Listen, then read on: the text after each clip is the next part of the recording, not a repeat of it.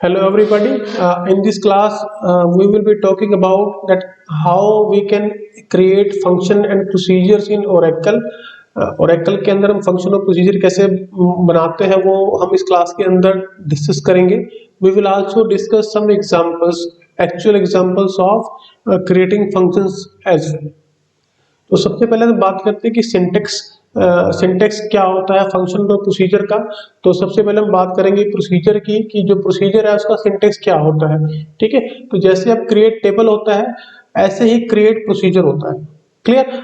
तो हमें यहाँ पे लिखा है क्रिएट और रिप्लेस प्रोसीजर. एक नया वर्ड यहाँ पे आया है रिप्लेस. ठीक है, अब ये रिप्लेस क्यों होता है, क्यों यूज करना है. मान लो कि आपने कोई फंक्शन बना दिया या प्रोसीजर बना दिया, आपको 2 महीने बाद उसके अंदर कोड के अंदर कुछ चेंज करना है. तो जैसे आप चेंज करोगे, अगर आपने यहाँ पे रिप्लेस लिखा है तो ओरेकल सिस्टम उसको रिकम्पाइल करेगा और उसको दोबारा से वर्किंग स्टेट के अंदर ले आएगा without changing any kind of access rights. ठीक है, ओके. देन स्कीमा, कौन से स्कीमा पे लगाना है. Then is a procedure name. This procedure name is very simple to the function name. कि जैसे कि कोई भी नाम आपने देना है प्रोसीजर को तो वो हम यहाँ पे लिखेंगे.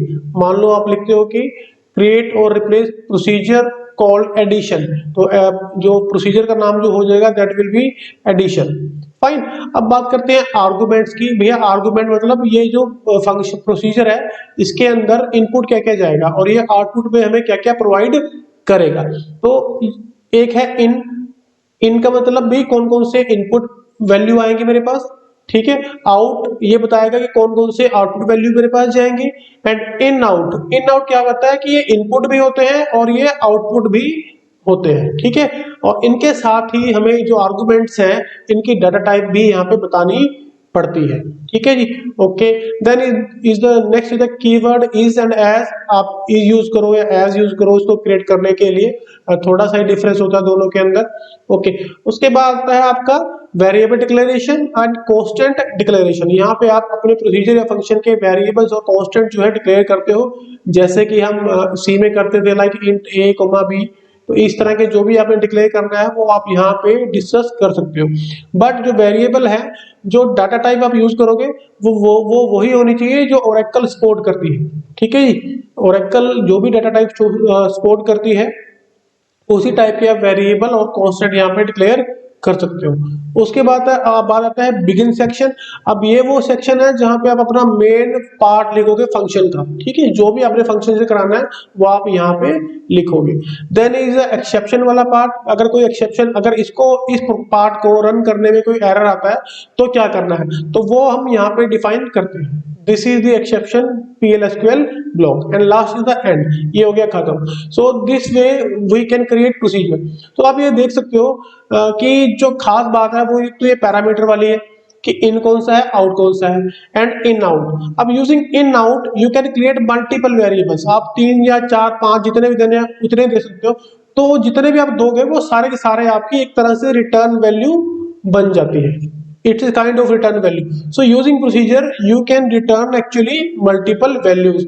जबकि फंक्शन के अंदर सिर्फ एक टाइम पे एक ही वैल्यू आप रिटर्न कर सकते हो. ओके, अब ये जो हमने वर्ड लिखे थे यहाँ पे, ठीक है, उनका सबका यहाँ पे हमने मीनिंग लिखा है. So you can pause down the video and make a note of them. ठीक है, ये वही बातें हैं जो अभी हमने डिस्कस करी है. देन बात करते हैं हम फंक्शन की. अब जो फंक्शन है उसका सिंटेक्स क्या है, वो ऑलमोस्ट सेम है, बट यू विल सी कि डाटा में सिर्फ इन ही है. इन टाइप का है, आउट टाइप का या इन आउट टाइप का कोई भी वेरिएबल हम यहाँ पे नहीं ले सकते, क्योंकि बाय डिफॉल्ट ये जो फंक्शन है it returns only one value. ठीक है, ओके. अब दूसरी चीज हमें मेंशन करनी पड़ती है रिटर्न डाटा टाइप. जैसे कि हम सी में लिखते थे, जैसे कि लिखते हैं void int. ठीक है, या void मान लो XYZ फंक्शन है तो ये it is it's return type. तो यहाँ पे हमें उसकी रिटर्न टाइप यहाँ पे लिखनी पड़ेगी. ठीक है, ये सेम रहेगा. Then variable declaration, constant declaration, बाकी सब कुछ सेम है. Then we have begin section. यहाँ पे आप फंक्शन का कोड लिखोगे और यहीं पे आप लिखोगे क्या आपने रिटर्न करना है यूजिंग रिटर्न स्टेटमेंट. ठीक है, यहाँ पे आप रिटर्न स्टेटमेंट भी आप जो है यूज करोगे। Then is the exception part, अगर इस वाले पार्ट में कोई एरर आ जाता है तो हमने एक्सेप्शन वाला पार्ट रन करना है और यहाँ पे उसका कोड होता है उसको हैंडल करने के लिए। Then end indicates the end of the function. ठीक है, अब ये सारे सेम वही कीवर्ड्स हैं जो फंक्शन में यूज हो रहे हैं, तो these are very same as that of procedure, you just need to make note of them. अब बात करते हैं एग्जांपल की। अब एक बात याद रखना, जब भी आप PL/SQL यूज कर रहे हो, ठीक है, so in that case you can use loop, if statement and comments also, comment भी आप यूज कर सकते हो। सो यू विल सी यहाँ पे कि हमने कमेंट भी यहाँ पे यूज करी है और ये कमेंट जो है ऑलमोस्ट सेम है जैसे कि सी लैंग्वेज के अंदर होती है। ओके, अब देखो ये एक टेबल है मेरे पास, ठीक है जी, इसकी ये फील्ड्स हैं, item ID, description, balance top, इसकी डाटा टाइप है, एट्रीब्यूट की डिस्क्रिप्शन है। अब ये काम कैसे करेगा, आपने लिखा क्रिएट फंक्शन, ठीक है जी, एफ आइटम आईडी चेक, ये है फंक्शन का नाम, क्लियर। अब आपने बता दिया कि ये जो पैरामीटर है इट विल बी इनपुट, तो ये इनपुट लेना है हमने यूजर से, एंड इसकी जो डाटा टाइप है वो है नंबर। अब रिटर्न नंबर रिटर्न, और ये है डाटा टाइप, ये जो वैल्यू जो रिटर्न करेगा वो होगी नंबर टाइप की, इज ओके। अब ये आ गया कमेंट आपका। उसके बाद यहाँ पे हमने एक वेरिएबल डिक्लेयर करा है जिसका नाम है डमी आइटम नंबर 4, ये है इसकी डाटा टाइप। अब आगे बिगिन सेक्शन के ऊपर, अब बिगिन सेक्शन के अंदर आप पूरा कोड लिखते हो, यहाँ पे समझाने के लिए हमने एक सिंपल सी क्वेरी लिखी है, select item ID into dummy item ID. अब ये डमी आइटम की आईडी क्या है, दिस इज अ वेरिएबल, ये वो है वेरिएबल है जो अभी आपने डिक्लेयर करा था, ठीक है। From item master, item master जो टेबल है, ठीक है, इट विल बी अंडरस्कोर है, यहाँ पे नाम में थोड़ा मिस्टेक है। Item master where item ID is equal to VIT item number. अब ये जो पैरामीटर है इट इज एन इनपुट, ये आपने बोला था, तो ये चेक कर रहे हो कि जो आपने इनपुट दी है उसके मैचिंग वाला जो भी है उसकी आइटम आईडी आपको रिक्वायर्ड है, ठीक है। और अगर आपको मिल जाती है तो in that case we have to return 1, भैया 1 रिटर्न कर दो, इसका मतलब ये है कि हमें आइटम जो है वो मिल गई है डाटाबेस के अंदर एंड एवरीथिंग इज ओके।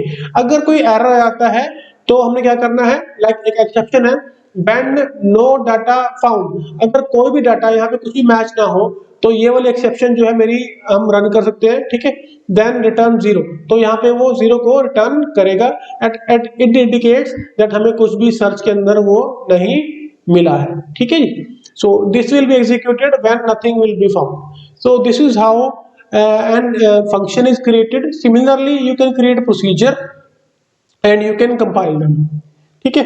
अब इसको डिलीट कैसे करना है, तो सेम मेथड है जैसे कि हम टेबल को डिलीट करते हैं, तो मेथड है ड्रॉप प्रोसीजर, प्रोसीजर नेम, ठीक है जी, ऐसे ही ड्रॉप फंक्शन, फंक्शन नेम। तो आप किसी भी प्रोसीजर या फंक्शन को यहाँ पे उसका नाम लिख के ड्रॉप जो है वो कर सकते हो। सो ये हमारे पास थी बिल्कुल basic introduction as far as your syllabus is concern. इसको हम एडवांस में पढ़ सकते हैं।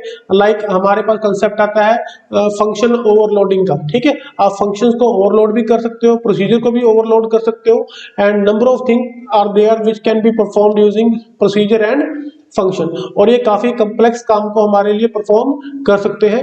But as part of your syllabus you have only introductory part about procedures and function. तो ये एक एक्सरसाइज है कि आपने प्रोसीजर और फंक्शन बना के देखने हैं किसी भी डाटाबेस के ऊपर, so that you can remember and learn how these are actually works. So with this, thanks.